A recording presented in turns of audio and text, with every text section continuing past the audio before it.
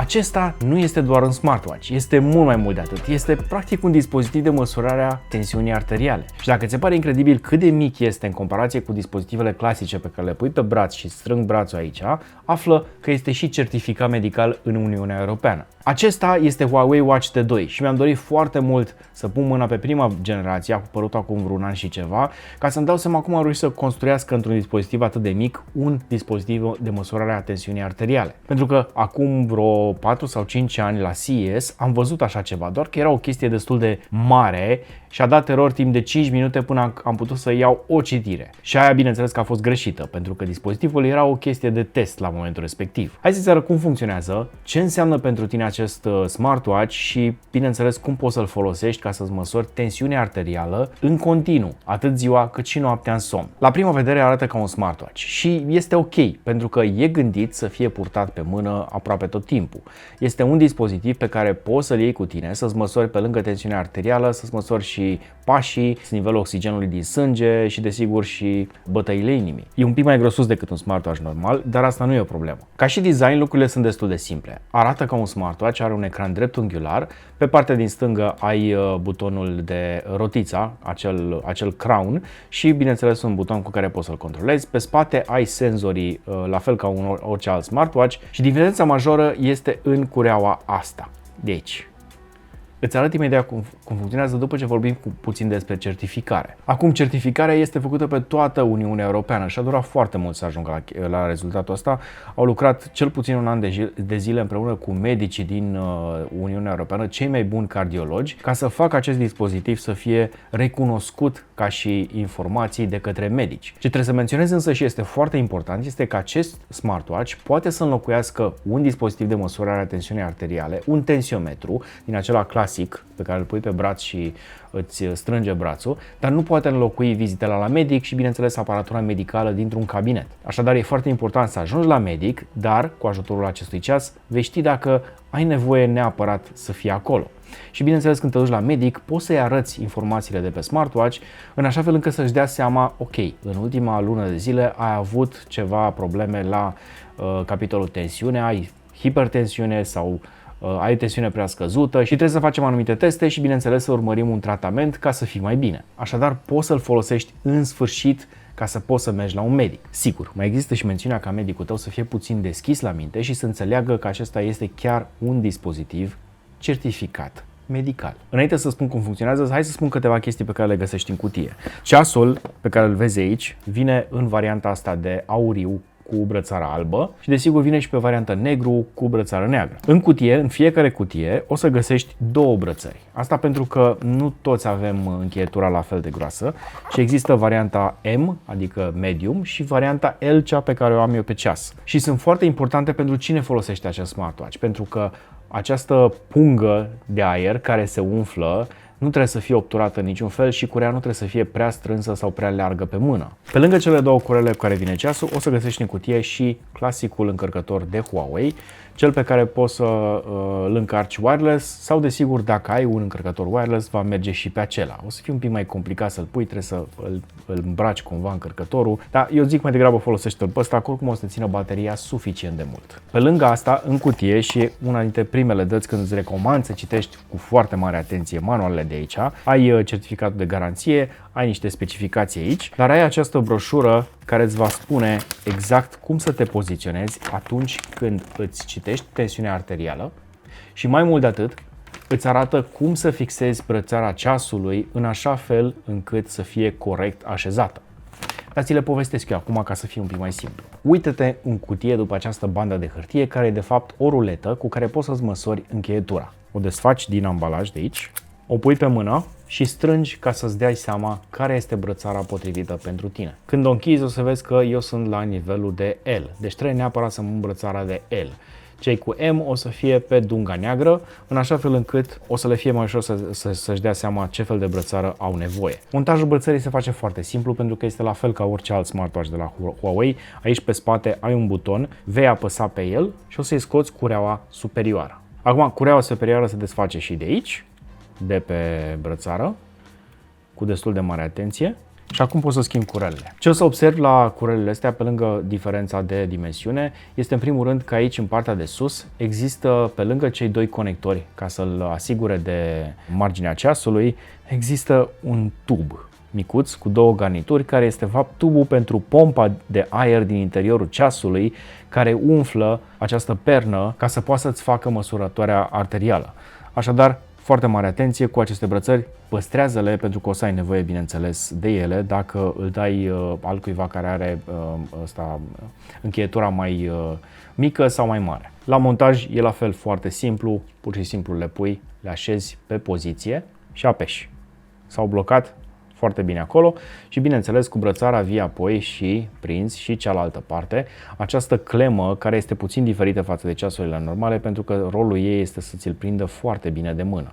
O închizi pe ceas și nu uita să iei și perna respectivă și să o fixezi aici în partea de sus, în așa fel încât atunci când îl pui pe mână să-ți stea cât mai confortabil posibil. Acum, un pont pe care l-am învățat și eu de la un ceasornicar foarte priceput de altfel, care mi-a reparat un ceas mecanic mai de mult, este că atunci când fixezi o astfel de brățară, atunci când o pagi pe mână, dacă trebuie să tragi degetul mare către interiorul palmei ca să intre, atunci ceasul va sta bine. Deci clema asta mi l-a așezat corect pe mână. Asta este partea de configurare și pentru că este un dispozitiv de măsurare, e foarte important să respecti toți pașii ăștia. Atenție că brățara lungă are 3 cleme pe toată lungimea ei și brățara scurtă are 2 cleme, iar acestea trebuie să fie fixate pe poziție. Nu le lăsa libere. Mă refer la clema asta, clipsul ăsta de aici și cea din capăt, de aici, care trebuie să o apeși aici, în așa fel încât să fie fixată. Acum, ce înseamnă tensiunea arterială? E bine, e vorba de sângele pe care ți-l pompează inima în tot corpul. Dacă îți măsori tensiunea arterială la o distanță mai mare de inimă, atunci, bineînțeles că valorile o să fie mai mici. Dacă ți le măsori la nivelul brațului aici, mai ales pe partea stângă, ești mult mai aproape de inimă și o să ai niște valori mai corecte. De aceea îi recomanda ca acest ceas să fie purtat pe mâna stângă, ca să fii mai aproape de inimă, pentru că traseul de aici până aici este mai lung decât traseul de aici până aici. Tensiunea arterială este de fapt presiunea sângelui din corp. De aceea se numește blood pressure, adică BP sau BPM, blood pressure measurement. Presiunea arterială este determinată de două lucruri. În primul rând, cantitatea de sânge pe care inima o pompează și diametrul arterelor. Că dacă ai diametru destul de mic, atunci presiunea o să fie poate prea mare și va trebui să te duci la doctor. Valorile pe care le găsești pe acest smartwatch, dar și pe orice alt tensiometru, sunt SIS și DIA, adică sistolic și diastolic. Sistolic se referă la momentul la care inima se contractă și diastolic la momentul la care inima se relaxează. De exemplu, la bărbați, valori peste 140 pe 90 sunt considerate destul de mari. De aceea, dacă ai valoarea asta constantă pe acest smartwatch, de exemplu, dacă îl ții la mână mai multe săptămâni, ar fi cazul să te duci la doctor pentru că ai o presiune arterială prea mare. De asemenea, și valorile foarte mici sunt neobișnuite, de aceea iarăși e recomandat să ajungi la medic. Hai să arăt cum funcționează măsurătoarea pe acest ceas și, bineînțeles, să vorbim și de toate celelalte elemente pe care smartwatch-ul ăsta le are, pentru că e în practică un smartwatch complet. Îți măsoară toate funcțiile, are acces la aceeași aplicație pe care o are Huawei pentru celelalte smartwatch-uri din seria GT, de exemplu, și poți să faci orice fel de sport cu el, mai puțin în not. Nu este un dispozitiv pe care să-l bagi în apă și nu-ți recomand lucrul ăsta datorită brățării. Deși el e foarte bine izolat, brățara s-ar putea să aibă de suferit în apă cu clor și în apă cu sare. La capitolul design, ceasul ăsta, cum ziceam, arată la fel ca și orice alt smartwatch, așadar nu o să iasă în evidență prea mult pe mâna ta, decât dacă te uiți foarte atent la curea. Cureaua asta din cauciuc de aici este cea care îți va măsura tensiunea arterială, iar îmi place că e construit cumva să fie mai discret decât un dispozitiv medical, adică nu mai e o chestie atât de complicată cum sunt, de exemplu, acele holtere pe care trebuie să le ții asupra ta, practic motorașul, cu niște tubulatură, cu senzorul care este prins de braț.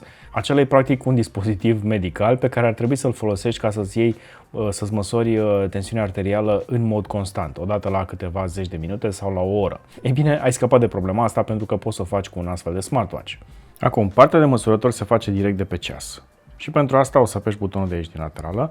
Huawei o să spună că sunt anumite date care vor ajunge la ei, ceea ce este ok, că de asta l-am cumpărat, ca să păstrezi datele și în telefon. Și e foarte important că atunci când îți faci măsurătoarea să respecti pașii pe care ți dă ceasul aici. Am selectat cureaua, este vorba de 15x20, mărimea L, îi dau Next, îmi detectează cureaua, vede dacă este pusă corect, Next, și acum pot să măsor tensiunea arterială.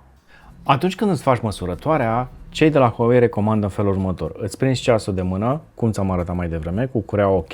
Atenție ca și cureaua să nu se agațe aici în partea de jos a brățării. E foarte importantă chestia asta. O pui pe mână, îl închizi și ca să-ți faci măsurătoarea corect, apeși, îi dai measure, iar poziția este în felul următor. Îți iei mâna dreaptă, îți pui cotul mâinii stângi în mâna dreaptă, să mă dau mai în spate ca să se vadă, și stai așa. Stai cu mâna în sus, fără să o lipești de piept, fără să o lipești de inimă. Iar asta este poziția ideală atunci când faci măsurătoarea. Trebuie să stai în picioare și să nu vorbești, apropo. Cam așa arată măsurătoarea mea, 118 cu 79, iar pulsul este la 82. Sunt în limita verde, ceea ce înseamnă că stau bine cu presiunea sângelui, dar n-ar trebui să mă bazez pe chestia asta și să o măsor în continuare și în restul zilei, de exemplu, sau în restul săptămânii, ca să-mi fac o idee mai bună asupra momentelor în care îmi crește tensiunea arterială, pentru că aceste episoade nu sunt neapărat constante. S-ar putea să fie atunci când te enervezi prea tare și de obicei atunci se întâmplă. Când primești o veste foarte proastă, când te superi foarte tare. Pe de altă parte, ultimele măsurători o să apară pe ecranul principal, aici, și o să le vezi constant. O să-ți arate momentele în care ai o tensiune arterială prea scăzută sau în principal prea crescută. La capitolul smartwatch, el funcționează la fel ca un smartwatch la Huawei pe care l-am văzut până acum. Notificările sunt de jos în sus, o să le vezi aici, le poți șterge. Nu ai tastatură, la fel ca la GT5, de exemplu. În partea din stânga o să vezi vremea, o să poți să-ți controlezi muzica de pe el. Aici o să vezi informațiile principale pe care tu le sedezi pe cadranul ăsta. Aici o să vezi partea de măsurători și partea avansată. Aici încep programul de măsurare avansată în care o să-ți facă aproximativ vreo 24 de măsurători, una pe oră, pe toată durata zilei, la fel și pe timpul nopții. O să ai cam câte una pe oră, chiar și noaptea. Pe celălalt cadran vezi foarte multe informații despre puls, despre nivelul oxigenului din sânge, pașii pe care i-ai făcut în ziua respectivă și așa mai departe. Și mai încolo ai acel clover pe care îl are Huawei, așa se numește. Practic trebuie să-ți îndeplinești obiectivele și să ajungi cu toate dongulițele astea în partea dreaptă. Aici o să ai iarăși informații despre vreme, calendarul sau alte widgeturi pe care le pui tu și asta este iarăși un segment în care poți să-ți vezi toate informațiile vitale din timpul zilei respective. Vremea și mai poți să adaugi o grămadă de widgeturi. La capitolul aplicații, la fel. Ecosistemul Huawei este complet. Ai toate aplicațiile de care ai nevoie pe ecranul principal. Poți să folosești rotița ca să dai zoom in, zoom out. Poți să le selectezi de aici. Ai și numele aplicațiilor, ceea ce e foarte mișto. Îmi place update-ul ăsta care a venit acum vreun an și ceva cu numele, pentru că altfel trebuia să ții minte doar iconițele. Iar butonul ăsta de aici este pentru măsurătoarea tensiunii arteriale. Cred că poți să-l configurezi din meniu totuși. Dacă dai swipe de sus în jos, o să ai funcțiile de sistem. Uite, de exemplu, îi setez acum să rămână cu ecranul aprins. Poți să-l blochezi, de exemplu, și îți recomand să-i pui un PIN, mai ales că s-ar putea ca pe viitor să vină și update-ul acela care să-ți permite să folosești pe post de modalitate de plată, pentru că are NFC. Ai opțiunea de lanternă, ai Do Not Disturb, pe care îți recomand să folosești mai ales atunci când ești în ședințe sau în chestii importante, ca să te concentrezi acolo și să-ți vezi somnul. La capitolul setări, din nou, o mulțime de setări. Poți să faci managementul la aplicațiile de pe ecran. Watch face-ul poți să schimbi, conexiunile se conectează la Bluetooth cu telefonul. Ai parte de sunet și de vibrații, notificări, PIN-ul, managerul de permisiuni, pentru că anumite aplicații o să ai nevoie de alte permisiuni, setările tale pentru workout, pentru antrenamente și varianta în care poți să conectezi smartwatch-ul cu un alt dispozitiv, cum ar fi, de exemplu, un alt senzor sau poate cu ceva de la sală, cu niște aparate de la sală. Din câte știu, ceasurile de la Huawei sunt compatibile cu multe din aparatele de la sălile de fitness din România. Bineînțeles, sistemul și update-ul și informațiile despre ceas, modelul și așa mai departe. Ecranul este unul foarte bun și mi-a plăcut foarte mult că am luminozitate cât am nevoie. Momentan este pe automatic, dar asta e luminositatea la jumate și aici e destul de multă lumină și asta e luminositatea la maximum, deci nu o să ai probleme în lumina soarelui atunci când îl folosești. În rest, cam astea sunt opțiunile pe care le găsești pe ceas, dar există și aplicația. Aplicația este iarăși foarte importantă. Aplicația de la Huawei o știm cu toții, ai toate opțiunile posibile pe care le poți modifica în ea. Poți să-ți găsești dispozitivul, să-ți pui alarme, să-ți pui rapoarte de vreme, să-ți monitorizezi sănătatea. Poți să faci și ECG. Apropo, ceasul ăsta este certificat și pentru ECG, iar partea de ECG este la fel de simplă ca și până acum cu toate smartwatch-urile. Pur și simplu te duci în opțiunea de ECG, o cauți aici în setări și trebuie să o activezi de pe opțiunea de pe telefon, ceea ce este ok. Mă duc aici, verifică bineînțeles Huawei ID-ul și dau Activate. Și acum pot să o folosesc și pe ceas. La capitolul ECG, valoarea mea este de 84, dar în momentul ăsta este un pic mai ridicată pentru că am vorbit destul de mult. Vorbesc de 40 de minute la acest review și e normal să fie mai ridicată. Indicat este să fie undeva între 70 și 80, depinde acum de fiecare în parte. Avem niște valori diferite fiecare, dar cu cât faci mai mult sport, cu atâta pulsul tău va fi mai mic. Sinus Rhythm 84. ECG-ul nu mi-arată niciun fel de informații despre fibrilații. Iar chestia asta de aici poți să o vezi foarte mare pe ecranul principal, în toată splendoarea ei. Și acum e momentul în care pot să spun chestia asta. Pot să spun că măsurătorile de aici sunt făcute cu un dispozitiv medical. Lucru pe care nu-l puteam face la review-urile anterioare de smartwatch-uri și mă bucură chestia asta. Mă bucură că avem un dispozitiv care face lucrul ăsta. Ziceam că nu are tastatură, dar are Quick Replies. Poți să ți le modifici de aici și poți să apeși pe ele atunci când te sună cineva și dai cancel de pe ceas, să-i trimiți un mesaj, să-i spui nu pot vorbi momentan, te sun eu mai târziu. Muzică, App Gallery, notificări, favorite, monitorizarea, așa, și uite, de aici poți să setezi, de exemplu, toate opțiunile. Sunt în mod standard setate pe Enable și îți recomand să le lași așa și cred că ecranul ăsta ilustrează cel mai bine faptul că acest dispozitiv este unul dintre cele mai bune. Avem partea de somn, avem partea de să-ți aducă reminder, să te mai ridici în picioare. Eu nu pot să stau, de exemplu, mai multe 20-25 de minute la birou, trebuie să mă ridic, așa am obișnuit. Îți monitorizeze heart rate-ul, stresul, nivelul de oxigen din sânge, temperatura corpului, pentru că face și chestia asta, are și senzor de temperatură și la fel ca și celelalte smartwatch-uri pe care le-am prezentat până acum cu un astfel de senzor, îți monitorizează temperatura pe tot parcursul zilei și mai ales în timpul somnului, ca dimineața, de exemplu, dacă îți dă o notificare și spune că ți-a crescut temperatura în timp ce ai dormit, s-ar putea să ai sistemul imunitar un pic cam scăzut și trebuie să vezi un pic niște vitamina C, un pic de mișcare, vezi să fie totul ok. Și bineînțeles, în momentul de față o să-i dau remindere pentru a-mi măsura și tensiunea arterială. Bun, cam asta e și partea de aplicație. Concluzii. Îmi place că este suficient de mic încât să nu mă deranjeze. Este mai mare decât un smartwatch normal, este adevărat. E un pic mai grosuț. Pe de altă parte, mă liniștește teribil faptul că nu mai trebuie să caut tensiometru, să-mi iau tensiunea în fiecare zi sau eventual în fiecare săptămână. Depinde cum ți-ai programat. La capitolul precizie, nu este cel mai precis dispozitiv, pentru că tensiunea se ia cu o suprafață foarte mare. Perna de la interior cu senzorii de pe perna respectivă are o suprafață mult prea mică ca să-și dea seama și pe de altă parte, deși venele sunt destul de bine expuse în zona asta a mâinii, atunci când îți iei tensiunea de aici, din partea asta, ești mult mai aproape în primul rând de inimă și doi la mână, suprafața acelui dispozitiv este mai mare. Deci acela s-ar putea să fie mai precis. Cum ziceam, problema apare atunci când îl folosești prea rar. Pentru că la asta, dacă îl folosești suficient de des, valoarea cumulată a tuturor măsurătorilor pe care le ai pe parcursul unei săptămâni va fi mai bună decât una sau două măsurători pe care le iei tu cu tensiometru pe care le-ai pus aici la braț. Și asta este partea importantă. Contează și cât de mult măsori, că dacă măsori în fiecare zi, de 2 ori pe zi, de exemplu, dimineața și seara, de exemplu, când ajungi acasă, atunci s-ar putea să ai niște valori bune și cu aparatul pe care le-ai cumpărat din comerț. Atenție însă și la aparatele pe care le cumperi din comerț, să nu fie unul chiar foarte ieftin. Din ce știu, Omron face niște senzori foarte buni de măsurare a tensiunii, axează-te pe aparatele care au senzorii de la Omron sau poate aparatele de la Omron.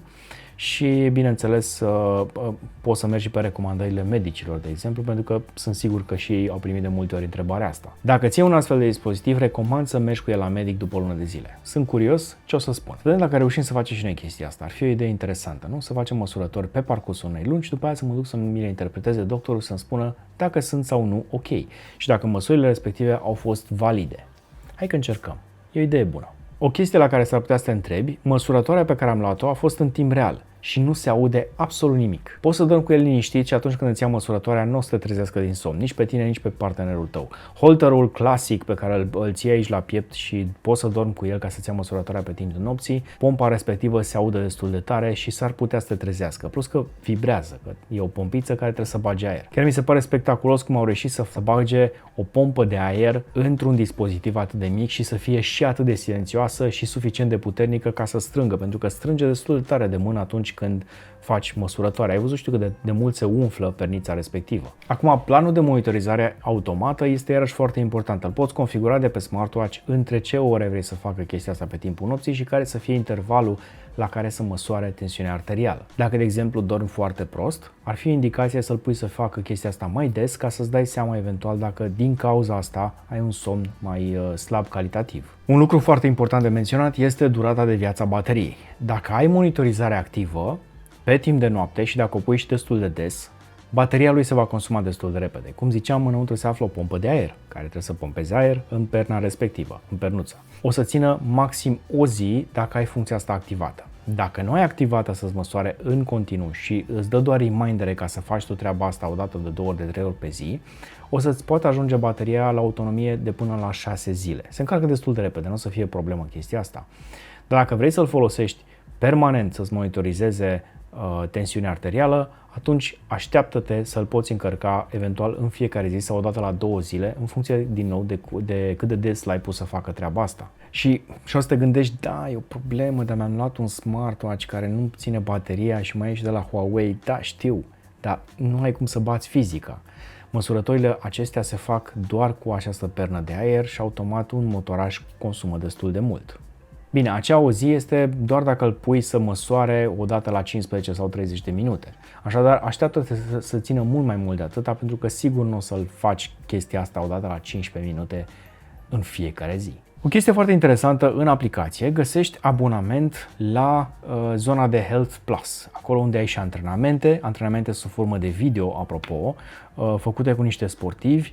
Ai mult mai multe tipuri de date pe care ți le poate monitoriza și interpreta aplicația în momentul respectiv, dar nu te privează cumva de datele pe care ți le dă ceasul, cum ar fi, de exemplu, temperatura corpului, SpO2, adică oxigenul din sânge, tensiunea arterială, bineînțeles, pașii, somnul și așa mai departe, funcții care există în continuare, dar interpretarea lor este puțin diferită în aplicația plătită. Cred că ai și un abonament de 3 luni de zile atunci când îți cumperi ceasul, ca să o încerci, să vezi dacă îți place, dacă ți este utilă și dacă vrei să continui mai departe cu ea. De ce se insistă atât de mult pe tensiunea arterială și de ce am menționat-o și noi atât de mult în clipurile noastre? Pentru că este una dintre cele mai bune indicații dacă ai sau nu probleme cu inima. Au fost exemple de cazuri de infarct chiar și la persoane foarte tinere la care nu te-ai aștepta, care aveau eventual o viață foarte activă, care făceau și sport, de exemplu, dar genetica nu ne iartă. Așadar, trebuie să ne monitorizăm, mai ales acum că putem să facem chestia asta cu un astfel de dispozitiv atât de accesibil. Și da, 2000 de lei chiar nu este mult. Poate părea mult pentru un simplu smartwatch, dar până la urmă gândește-te că îți cumperi un tensiometru pe care l-ai tot timpul la tine și îl folosești tot timpul. Pentru că asta e problema. Tensiometrul ăla de obicei stă într-un dulap și uiți să-ți iei presiunea arterială. Și poate să treacă săptămâni și să nu faci treaba asta, chiar dacă ți-ai pus un calendar. Avantajul major este că l-ai la mână și nu te iartă, nu amână așa cum o faci tu, pentru că zici, a fost ok săptămâna asta, nu mai mi-e presiunea arterială. Nimeni nu vrea să vadă o veste proastă pe afișajul dispozitivului respectiv. Dar asta te cam forțează să-l porți și în felul ăsta o să știi de o problemă înainte să apară. Bun, cam asta este Huawei Watch D2. Spune-mi în comentarii dacă l-ai folosit tu pentru tine sau l-ai face cadou pentru părinții sau pentru bunicii tăi și dacă te interesează să discutăm mai departe de treaba asta și să facem testul acela de care îți spuneam, în care să stau o lună de zile cu el și după aia să mă duc la medic să văd ce spune. Dacă ți-a plăcut video ăsta, dă-i un share cuiva interesat, unui prieten, unui membru al familiei, iar noi ne vedem data viitoare. Numai bine!